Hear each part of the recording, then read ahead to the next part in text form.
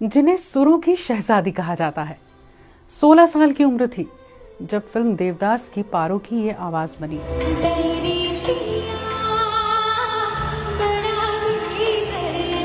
और उस आवाज की खनखनाहट हर तरफ कुछ ऐसी बिखरी कि हिंदी फिल्म्स में पहले ही गीत के लिए नेशनल अवार्ड भी मिला। मैं बात कर रही हूँ श्रेया घोषाल की। श्रेया ने जब पहला गीत अपना फिल्म देवदास के लिए रिकॉर्ड किया था तो उन्हें पता भी नहीं था कि ये फाइनल टेक है।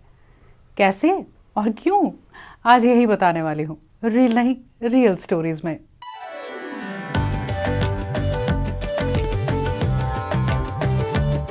मुंबई शिफ्ट होने के बाद 13 साल की उम्र में मराठी एल्बम्स में और कुछ बंगाली में भी रिकॉर्डिंग्स की श्रेया ने। और फिर एक फ़ोन कॉल आया जिसके बाद सब कुछ बदलने वाला था।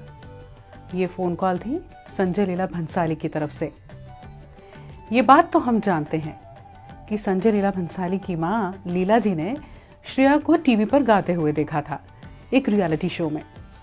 आवाज़ बहुत अच्छी लगी, बेटे संजय को बुलाया और उन्होंने श्रेया की आवाज़ सुनकर कहीं ना कहीं मन ही मन में ये तय किया कि उनकी फिल्म देवदास में पारो की आवाज़ यही आवाज़ होगी।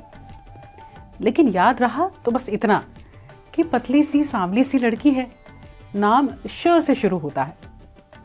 शो मेकर्स को फ़ोन किया कि मुझे इस लड़की का कॉन्टैक्ट नंबर चाहिए, ढूंढ के निकालिए। कुछ गाने भी याद थे जो श्रेया ने गाए थे। खैर, शो डायरेक्टर ने ढूंढ लिया। श्रेया तब 16 साल की भी नहीं थी जब वो संजय लीला भंसाली से पहली बार मिली थी। 1999 में 16 साल की श्रेया अपनी एग्ज़ाम दे के आई थी अपने पिताजी के साथ। उस दिन मैं और इस्माइल घर पे बैठे थे और ढूंढ रहे थे कि अच्छी कोई सिंगर मिले और इसको बुलाया था हमने। श्रेया कहती हैं, मेरे लिए इस फिल्म के लिए गाना एक लर्निंग कोर्स था। पहली फिल्म थी, इससे पहले बॉलीवुड में कोई एक्सपोजर भी नहीं था कि फिल्म म्यूजिक क्या होता है। 2 साल का ये पूरा प्रोसेस और शुरू से आखिर तक वो कहती हैं मैंने सिर्फ सीखा। बैरी पिया वो पहला गीत था जो रिकॉर्ड किया गया और तब जब श्रेया ये जानती भी नहीं थी कि आज रिकॉर्डिंग है।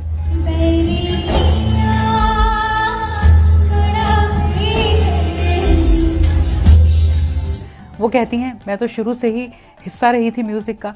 सिटिंग्स पर जाना, म्यूजिक सुनना, ये बहुत होता था। एक दिन संजय जी ने कहा तुम माइक पर जाओ और रिहर्स करो।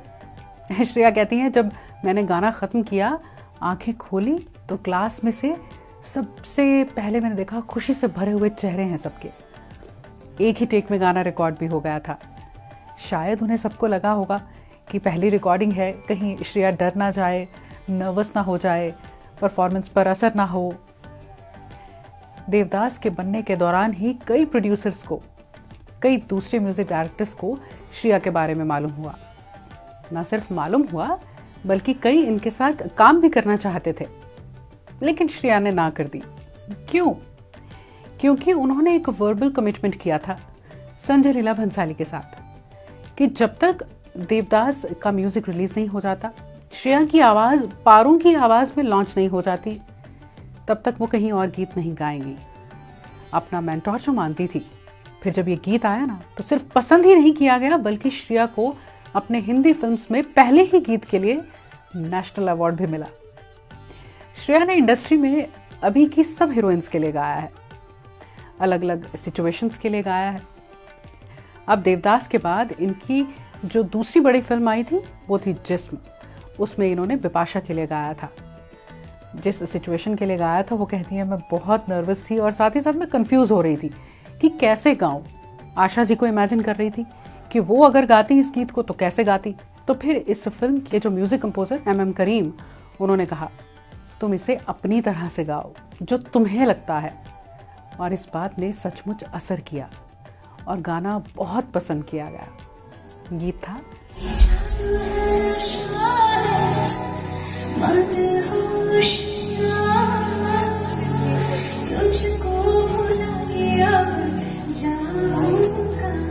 श्रेया में एक और खासियत है कि वो गीतों के लिरिक्स पर बहुत ध्यान देती हैं।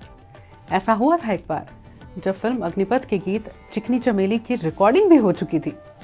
श्रेया कहती हैं, जब मैं वापस आ रही थी रिकॉर्डिंग से तो रास्ते में गीत पढ़ा, रियलाइज हुआ मैं ये रिकॉर्ड करके आई हूँ, और उस वक्त रात के 2 बजे थे। म्यूजिक कंपोजर्स अजय अतुल को फ़ोन किया, कहा मुझे लगता है गाना हमें फिर से रिकॉर्ड करना चाहिए। वो बोले हम भी बिल्कुल यही सोच रहे थे, और फिर डायरेक्टर प्रोड्यूसर्स सब ने यही तय किया। और श्रेया कहती हैं कि इसके एक अंतरे के लिरिक्स फिर से बदले गए।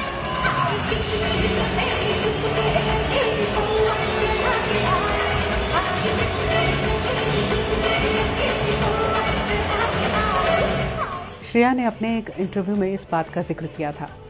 वो कहती हैं कि सिर्फ इसी शर्त के कारण कि वो कुछ गलत लिरिक्स नहीं गाएंगी, उन्होंने कई गीत नहीं गाए। वो गीत जो वो कहती हैं मुझे सही नहीं लगे, वो गीत जिनके साथ मैं रिलेट नहीं कर पाई। श्रेया के नाम यूं तो ढेरों अवार्ड्स हैं, लेकिन एक ऐसा ऑनर जो बहुत कम लोगों को मिल पाता है, वो है यूएस की स्टेट ऑफ ओहायो में गवर्नर टेड स्ट्रिकलैंड की तरफ से 26 जून 2010 को श्रेया घोषाल डे घोषित किया गया। Whereas Shreya Ghoshal is an internationally recognized and award-winning playback singer for more than 150 Indian films, and whereas songs recorded by Shreya Ghoshal have achieved critical and commercial acclaim as one of the most awarded playback singers in recent times, whereas Shreya Ghoshal has worked with prominent Indian musicians and has recorded songs in countries such as Hindi and Bengali, and whereas Shreya Ghoshal has shared her voice and talent with Ohio's Asian Indian community, now therefore I, Ted Strickland, Governor of the state of Ohio, in recognition of her concert at the Palace Theater in Columbus, Ohio, do hereby proclaim Saturday, June the 26th, 2010, throughout the state of Ohio as Shreya Ghoshal Day.